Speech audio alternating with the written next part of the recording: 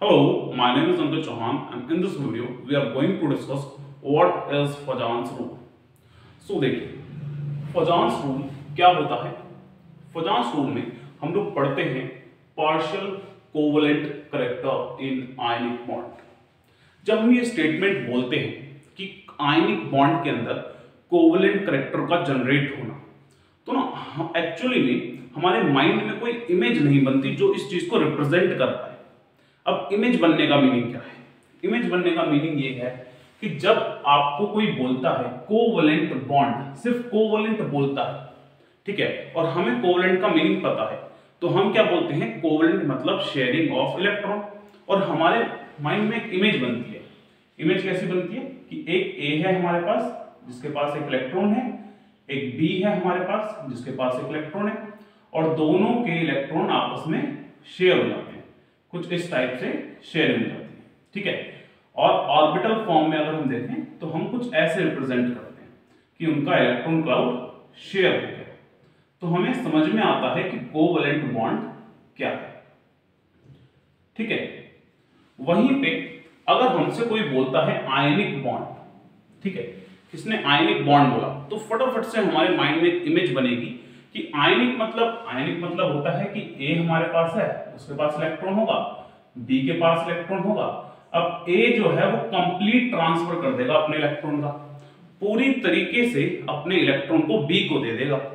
जब वो ऐसा करेगा तो ए पे आ जाएगा पॉजिटिव चार्ज और बी पे आ जाएगा नेगेटिव चार्ज, और इनके बीच में होगी इलेक्ट्रोस्टैटिक अट्रैक्शन बिकॉज दोनों पॉजिटिवली चार्ज है, ठीक है। इसको हम कुछ ऐसे रिप्रेजेंट करते हैं, एक हमारे पास कैटायन है जिसपे पॉजिटिव चार्ज होता है, ठीक है, और दूसरा हमारे पास अनायन है जिसपे नेगेटिव चार्ज होता है, और इन दोनों के बीच में इलेक्ट्रोस्टैटिक अट्रैक्शन है। ये इन दोनों के बीच में अपोजिट चार्ज है, इसलिए अट्रैक्शन इन दोनों के बीच में। लेकिन जब हम लोग ये स्टेटमेंट रीड करते हैं partial covalent character in ionic bond, तो इसका मीनिंग समझना थोड़ा सा हमारे लिए मुश्किल है, क्योंकि ये लाइन क्या कह रही है? लाइन कह रही है तो ये है तो आयनिक बॉन्ड, लेकिन इसके अंदर ये वाला करेक्टर, ओवरलैपिंग वाला करेक्टर जनरेट हो रहा है, यानी कि हम बोलेंगे शेयरिंग वाला करेक्टर जनरेट हो रहा है। तो इस चीज को समझते हैं कि ये इस स्टेटमेंट को हम इमेजिन कैसे करेंगे, ठीक है। देखिए, तो पहले हम यहां पे देखते हैं आयनिक बॉन्ड, क्योंकि हम बात किसकी कर रहे हैं? आयनिक की। तो पहले तो बना लेते हैं आयनिक बॉन्ड, ठीक है। आयनिक बॉन्ड कैसा है? एक हमारे पास कैटायन है जिसपे पॉजिटिव चार्ज होता है, ठीक है, और दूसरा हमारे पास अनायन है जिसपे ओवरऑल नेगेटिव चार्ज होता है। अब होगा क्या? अगर आपका कैटायन है स्ट्रॉन्ग, तो वो क्या करता है? वो अनायन के इलेक्ट्रॉन क्लाउड को अपनी तरफ खींच लेता है, और खींचने के बाद होता क्या है? कैटायन है और ये अनायन है, इसका इलेक्ट्रॉन क्लाउड ये है पूरा। कैटायन क्या करेगा? पकड़ के इसको अच्छे से, क्योंकि इसकी अट्रैक्शन स्ट्रॉन्ग है, इसको खींचेगा और उसकी शेप ना कुछ ऐसी हो जाएगी, इस टाइप से इसकी शेप हो जाएगी। तो मींस करा क्या है इसने? था ये आयनिक बॉन्ड, ठीक है, लेकिन आयनिक बॉन्ड में इसने क्या करा? अनायन के इलेक्ट्रॉन को अपनी तरफ खींचने की कोशिश करी और उसको डिस्टॉर्ट कर दिया, और इसी कोशिश को हम क्या बोलते हैं? इसी डिस्टॉर्शन को हम बोलते हैं कि वो कोवलेंट करेक्टर जनरेट करने की कोशिश कर रहा है, कि पार्शियली इलेक्ट्रॉन को वो खींच रहा है अनायन से, क्योंकि आयनिक बॉन्ड कहता है कि कैटायन, एक एटम पूरा इलेक्ट्रॉन डी को देता है, कंप्लीट ट्रांसफर करता है, और यहां क्या हो रहा है? कंप्लीट ट्रांसफर हुआ। उसके बाद कैटायन हमने बोला कि पावरफुल है, उसके पास स्ट्रॉन्ग फोर्स है, तो वो पकड़ के अनायन के इलेक्ट्रॉन क्लाउड को खींच रहा है। तो यहां पे ये जो चीज है इसी को हम बोलेंगे कोवलेंट करेक्टर। ये जो डिस्टॉर्शन है इसी को हमने कोवलेंट करेक्टर का नाम दिया। तो देखिए, ये इमेज बन जानी चाहिए हमारे माइंड में जब भी हमसे बोला जाए कि कोवलेंट करेक्टर जनरेट हो रहा है आयनिक बॉन्ड के अंदर। है वो आयनिक, लेकिन शेयरिंग करने की कोशिश कर रहा है, उसको हम बोलेंगे पार्शियल कोवलेंट करेक्टर इन आयनिक। और ये जो टर्म है, जो प्रोसेस है, इस प्रोसेस को नाम दिया जाता है पोलराइजेशन। पोलराइजेशन। पोलराइजेशन का मीनिंग क्या हुआ, डिफाइन अगर हम इसके लिखेंगे तो हम क्या लिखेंगे, हम बोलेंगे distortion of electron cloud of anion, anion के इलेक्ट्रॉन क्लाउड का डिस्टॉर्शन होना by cation is called polarisation. ये जो प्रोसेस है, इस प्रोसेस का नाम है पोलराइजेशन, या आप सिंपल ये भी बोल सकते हो partial covalent character in ionic bond. तो ये है हमारी इमेज किसकी, इस स्टेटमेंट। ठीक है, नाउ इमेज हमें समझ में आ गई, लेकिन क्या सारे आयनिक के अंदर कोवलेंट कैरेक्टर होता है, या अगर हमें कंपैरेटिव स्टडी करनी है किसमें कोवलेंट कैरेक्टर ज्यादा किसमें कोवलेंट कैरेक्टर कम, तो हम कैसे करेंगे, उसके लिए हमारे पास कुछ रूल्स हैं, उसके बेसिस पे हम चीजों को आइडेंटिफाई करते हैं। तो देखिए, अभी जो पोलराइजेशन टर्म है, पोलराइजेशन, ये तो हो गया पूरा प्रोसेस कैसा कि कैटायन अनायन को पकड़ के खींचेगा। अब इनमें हमारे पास दो चीजें हैं, कैटायन और अनायन।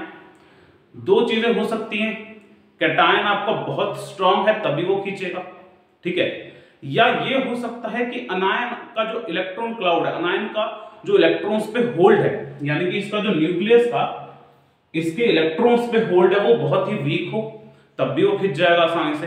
ठीक है, दोनों चीजें ध्यान से सुनो। कैटायन हो सकता है, कैटायन का जो न्यूक्लियस हो बहुत पावरफुल हो, बहुत स्ट्रांग हो कि वो क्या करे, अनायन के इलेक्ट्रॉन क्लाउड को अपनी तरफ खींच ले, पहली चीज। दूसरी चीज हो सकता है कि अनायन का जो न्यूक्लियस हो वो बहुत वीक हो, उसका इलेक्ट्रॉन्स पे होल्ड अच्छा ना हो, इसीलिए कैटायन ने इजीली खींच लिया। तो हमने बोला पोलराइजेशन को हम दो चीजों में सेपरेट करके पढ़ते हैं। पहला हमने बोला कि पोलराइजिंग पावर ऑफ कैटायन, कि कैटायन की पोलराइजिंग पावर जब ज्यादा होगी तो पोलराइजेशन भी ज्यादा होगा, मींस कोवलेंट कैरेक्टर भी ज्यादा होगा। ये पोलराइजिंग पावर है क्या, इसको बहुत सिंपली हम डिफाइन करते हैं, power of cation to distort electron cloud of anion.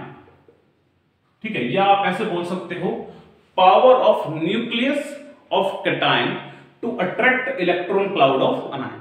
क्या बोल सकते हो, power of nucleus of cation to attract electron cloud of anion. ये हमारी हो गई polarising power of cation. Second term हमारे पास आती है पोलराइजिबिलिटी। इसमें हमने क्या बोला था कि न्यूक्लियस किसका वीक होगा, अनायन का। ठीक है, पोलराइजिबिलिटी ऑफ अनायन, ये एक नई टर्म है। ठीक है, इस टर्म का मीनिंग क्या है, हम अनायन के रेफरेंस में बात कर रहे हैं। अनायन का न्यूक्लियस जब वीक होगा तो वो इजीली डिस्टॉर्ट हो जाएगा, तो हम इसको क्या बोलेंगे, एबिलिटी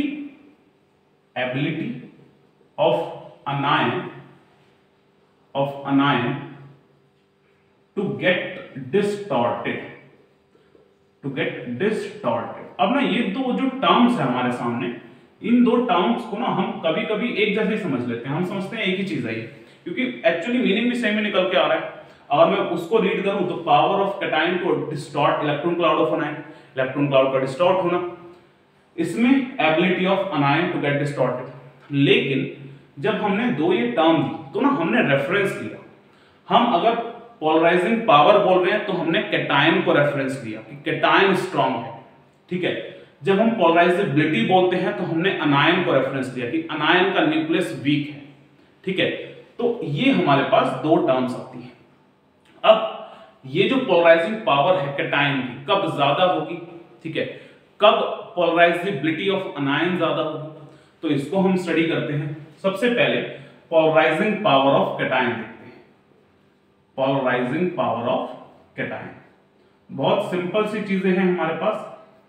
फर्स्ट, पोलराइजिंग पावर देखने के लिए सीधा सीधा हम बोलें कि अगर आपका जो कैटायन है, ठीक है, आपका जो कैटायन है उस पे इलेक्ट्रॉन डेंस, उस पे जो न्यूक्लियस की डेंसिटी है, सॉरी इलेक्ट्रॉन डेंसिटी नहीं, जो उस पे पॉजिटिव चार्ज की जो डेंसिटी है वो ज्यादा हुई तो वो ज्यादा अट्रैक्शन शो करेगा। ठीक है, क्या बोला हमने, ये जो आपका कैटायन है जब इस पे पॉजिटिव चार्ज की डेंसिटी ज्यादा हुई, क्योंकि पॉजिटिव चार्ज इलेक्ट्रॉन को खींच रहा है, तब आपका न्यूक्लियस, आपके कैटायन की पोलराइजिंग पावर ज्यादा होगी। तो पहला हम बोलते हैं कि जो पोलराइजिंग पावर है वो डायरेक्टली प्रोपोर्शनल होती है चार्ज ऑफ कैटायन। कैटायन पे जितना ज्यादा चार्ज होगा ना, अगर हमारे पास +1 चार्ज है और एक जगह +2 चार्ज है, तो हम बोलेंगे +2 चार्ज वाले में पोलराइजिंग पावर ज्यादा होगी। फॉर एग्जांपल हमारे पास NaCl है एंड MgCl2 है। ठीक है, अब देखो जब हम कैटायन की बात कर रहे हैं ना, तो अनायन ना हम हर बार सेम लेंगे ताकि दोनों फैक्टर एक साथ ना लगाने पड़े, हम एक फैक्टर को एक एक बार लगाएंगे। ठीक है, जैसे हमने यहाँ पे Cl नेगेटिव लिया और यहाँ भी ये Cl नेगेटिव है। ठीक है, हमारा डिफरेंस क्या है, डिफरेंस है कैटायन में, यहाँ Na पॉजिटिव है, यहाँ Mg2 पॉजिटिव है। तो हमें क्या दिखा कि ये वाला कैटायन पे चार्ज ज्यादा है तो पोलराइजेशन इसमें ज्यादा होगा, क्योंकि चार्ज ज्यादा है, जितना ज्यादा चार्ज उतने ज्यादा इलेक्ट्रॉन को खींचेगा। तो पहली चीज है। दूसरी चीज हमने बोली इनवर्सली प्रोपोर्शनल है साइज ऑफ कैटायन। कैटायन का साइज जितना छोटा होगा उतना ही ज्यादा वो डिस्टॉर्शन करेगा। अब इसका मीनिंग क्या है, इसका मीनिंग ये है, हमारे पास सपोज करो हमारे पास सेम ही चार्ज है, जैसे मैं बात करता हूं एक बार NaCl या Na पॉजिटिव ले लेते हैं। ठीक है, और इसके नीचे पोटेशियम। ठीक है, Na पॉजिटिव और K पॉजिटिव में हमें पता है कि साइज पोटेशियम का बड़ा होता है। ठीक है, चार्ज दोनों पे सेम है। अब ध्यान दो, Na पॉजिटिव को अगर मैं रिप्रेजेंट करूं तो मैं ऐसे रिप्रेजेंट कर देता हूं, ये साइज है Na का। ठीक है, और पोटेशियम को अगर मैं रिप्रेजेंट करूं तो पोटेशियम का साइज थोड़ा सा बड़ा होगा। इसको यहां डिस्कस करते हैं।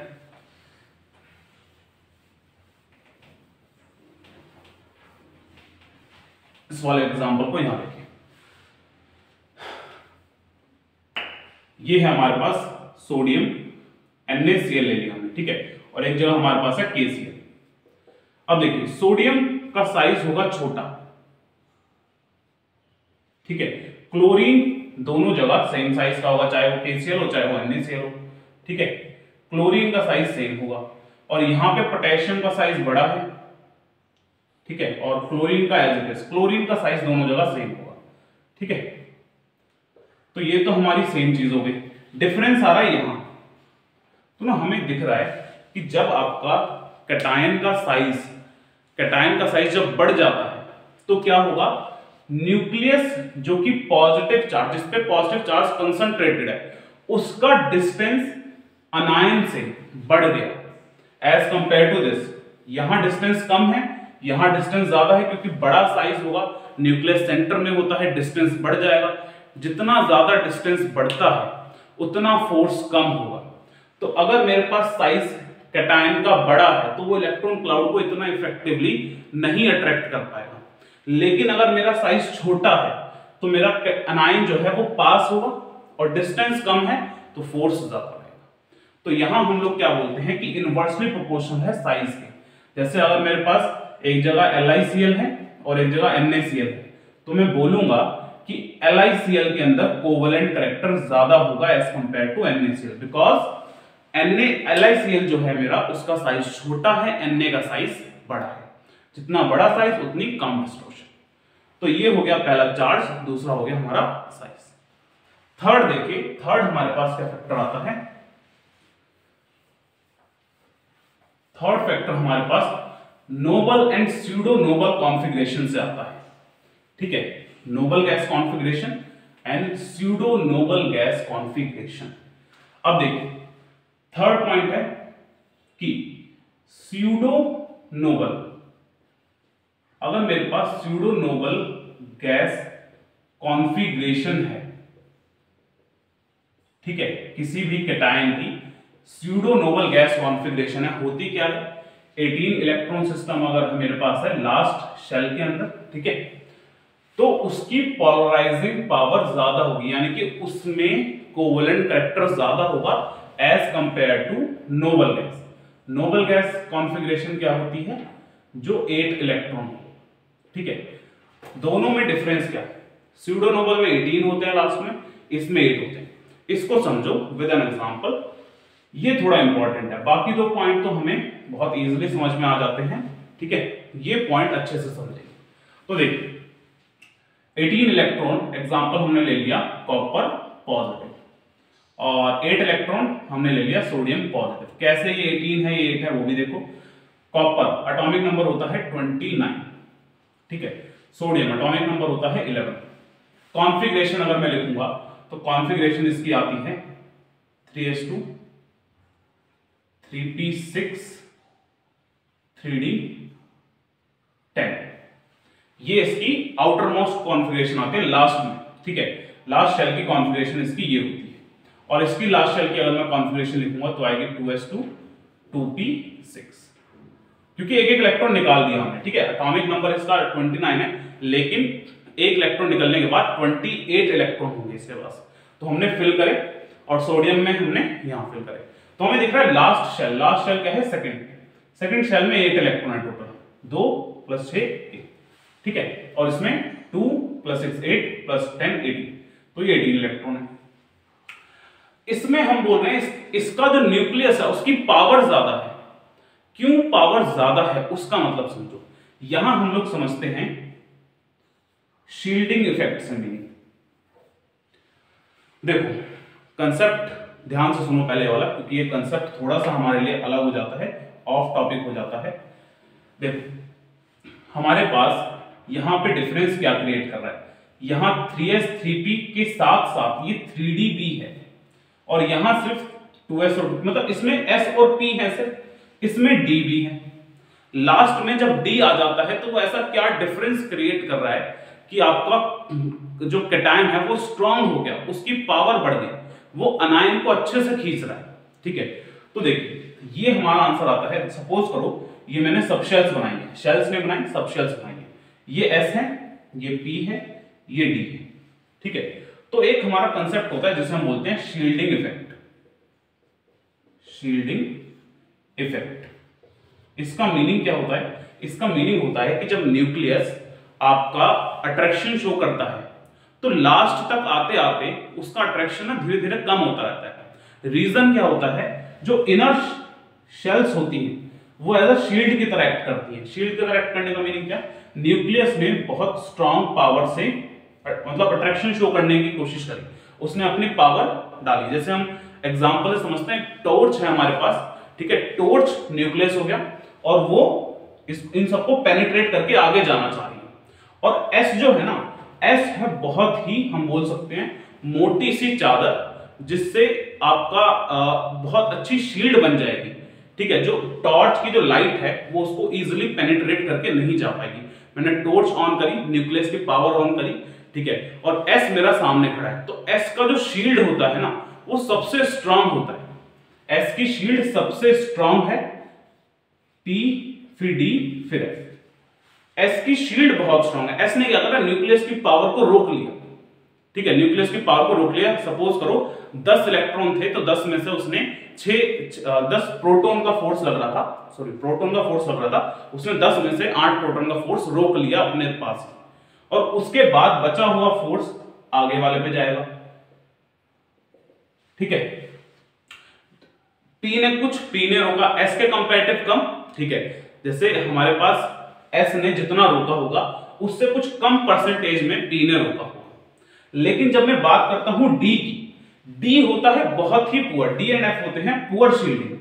अगर न्यूक्लियस आएगा ना, न्यूक्लियस की पावर आएगी तो वो इनको पेनिट्रेट करके चल जाएगी। पतली सी चुन्नी मान लो इनको कि टॉर्च है, पतली सी चुन्नी है, ठीक है, तो चुन्नी को बिल्कुल टॉर्च क्रॉस करके चली गई, पेनिट्रेट करके चली गई, हमें पता नहीं चला कि लाइट रुकी है वहां पे या नहीं रुकी।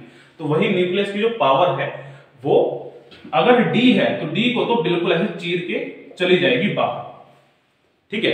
मींस अगर डी बैठा हुआ है ना तो डी के इलेक्ट्रॉन्स जो है वो शील्ड की तरह एक्ट नहीं कर पाते। अब यहां पे मेरे पास 18 इलेक्ट्रॉन्स हैं, ठीक है, 18 इलेक्ट्रॉन्स हैं, तो वो 18 इलेक्ट्रॉन में से कुछ s ने रोके, ठीक है। s ने क्या करा, s के पास पावर होती है दो इलेक्ट्रॉन, तो वो मैक्सिमम 2 प्रोटॉन को रोक सकता है। ध्यान सुनना, s में 2 इलेक्ट्रॉन्स होते हैं, p में 6, d में 10, ठीक है। तो इसके पास पावर है 2 प्रोटॉन को रोकने की। 2 प्रोटॉन रोक लिए इसने, ठीक है, 2 प्रोटॉन का चार्ज रोक लिया। अभी भी मेरे पास कुछ प्रोटॉन का चार्ज बचा है। p ने, मान लो p में 6 है, तो उसने 50% रोक लिए, मतलब उसने 3 रोक लिए, ठीक है, 6 में से 3 रोक लिए। d में 10 प्रोटॉन इसके चार्ज इसके ऊपर पड़ा, लेकिन 10 के 10 प्रोटॉन को इसने जाने दिया आगे। मतलब अगर लास्ट में मेरे पास d आ जाता है ना, तो उस पे न्यूक्लियस का इफेक्ट नहीं लगेगा। कहां लगेगा, उसके साथ बैठा हुआ जो अनायन होगा, उसके साथ बैठा हुआ जो अनायन होगा उस पर इफेक्ट लगेगा। तो डिफरेंस कहां क्रिएट हुआ कि जब स्यूडो नोबल कॉन्फिगरेशन थी तो मेरे पास 3d आ गया, और 3d के आ जाने से न्यूक्लियस के लिए शील्ड अच्छी नहीं बनी, तो जो न्यूक्लियस की पावर थी वो सारी की सारी शील्ड को क्रॉस करके किस पे लगेगी, अनायन पे लगेगी। क्योंकि कैटायन के साथ कौन रखा हुआ है, कैटायन के साथ अनायन है, और उसी के इलेक्ट्रॉन क्लाउड को हमें खींचना है। यहां s और p है सिर्फ, ठीक है, 8 इलेक्ट्रॉन्स है, तो इनका जो प्रोटॉन का जो चार्ज होगा वो ये रोक लेंगे, बहुत स्ट्रॉन्ग शील्ड बनाएंगे, न्यूक्लियस की पावर को आगे जाने नहीं देंगे, ठीक है। इसीलिए हम क्या बोलते हैं कि स्यूडो नोबल जब कॉन्फ़िगरेशन है हमारे पास, तो उसके अंदर आपका कैटायन की पोलराइजिंग पावर ज्यादा होती है। रीजन, शील्डिंग पावर d की कम है, तो न्यूक्लियस का सारा फोर्स जो d पे लगना था वो d पे नहीं लगेगा, वो लगेगा किस पे, वो अनायन पे लगेगा, और अनायन को पकड़ के खींचेगा, ठीक है। तो ये हमारा हो गया थर्ड। जैसे अगर मेरे पास पूछा जाए CuCl और NaCl में कौन कोवेलेंट ज्यादा है, तो हम क्या बोलेंगे, CuCl ज्यादा कोवेलेंट है एज कंपेयर टू NaCl, ठीक है। तो ये हमारा फर्स्ट हो गया polarising power of cation. Next देखते हैं पोलराइजेबिलिटी ऑफ अनायन, ठीक है। नेक्स्ट देखते हैं पोलराइजेबिलिटी ऑफ अनायन। इसमें 2 ही हमारे पास पॉइंट्स आते हैं और बहुत इजी से आते हैं, ठीक है। पोलराइजेबिलिटी, P Z से रिप्रेजेंट करते हैं हम इसे, ठीक है। Polarisability of अनायन, first directly proportional है चार्ज के। अब ये भी चार्ज के डायरेक्टली प्रोपोर्शनल है, ऐसा क्यों, देखो यहां चीज समझेंगे।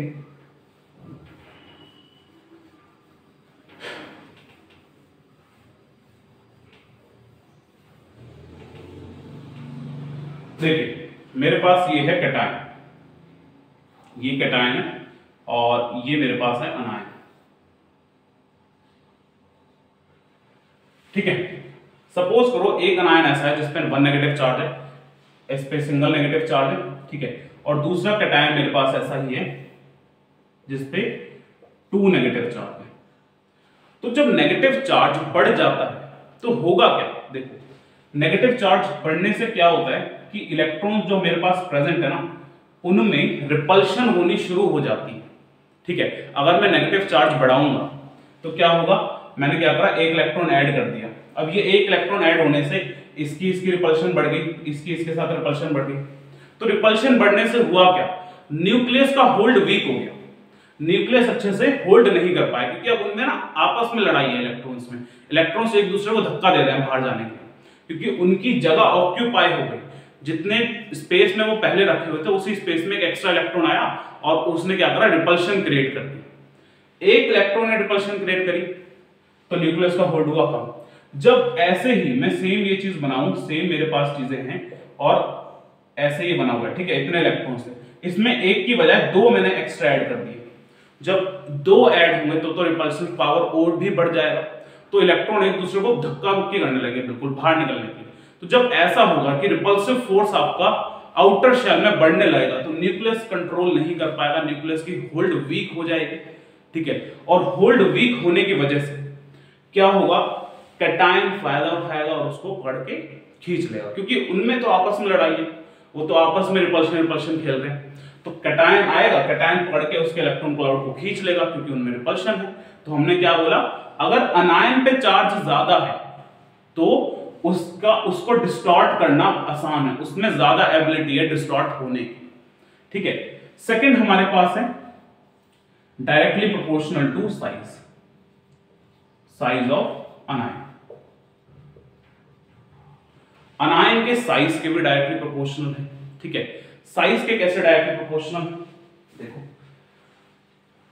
जितना आपका साइज बढ़ेगा, ठीक है, उतना न्यूक्लियस पे होल्ड कम हो जाएगा। ठीक है, जैसे मेरे पास क्या है, एक बार मेरे पास Cl नेगेटिव है, ठीक है, NaCl है एक जगह मेरे पास, और एक जगह मेरे पास NaBr है। ठीक है, तो दोनों में डिफरेंस क्या है? जो Cl होगा,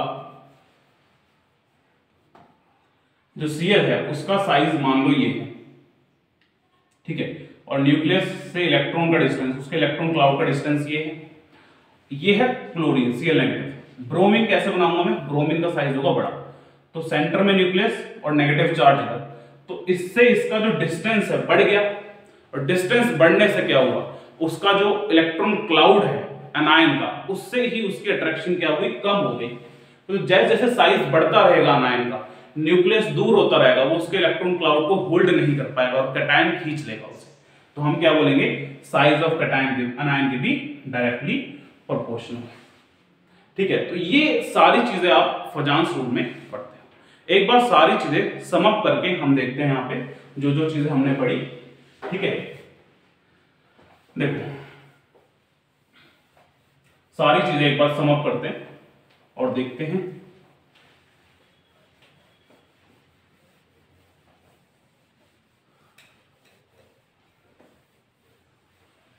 first of all, partial covalent character in ionic bond, इसको हमने क्या बोला, इसको बोला पोलराइजेशन। पोलराइजेशन और पोलराइजेशन हमने बोला डायरेक्टली प्रोपोर्शनल है दो चीजों के। किस किस के? First, polarising power of cation, ठीक है। सेकंड हमने बोला पोलराइजेबिलिटी ऑफ अनायन, ठीक है। Polarising power of cation directly proportional है फर्स्ट चार्ज के, सेकंड इनवर्सली प्रोपोर्शनल है साइज के, थर्ड स्यूडोनोबल गैसेस जो होती है, स्यूडोनोबल कॉन्फिगरेशन की पोलराइजिंग पावर ज्यादा होती है एज कंपेयर टू नोबल, ठीक है। पोलराइजेबिलिटी में हमने क्या बोला, डायरेक्टली प्रोपोर्शनल है साइज चार्ज के और डायरेक्टली प्रोपोर्शनल है साइज के। तो ये हमारा टोटल कंसेप्ट हो गया। ओके, चलिए।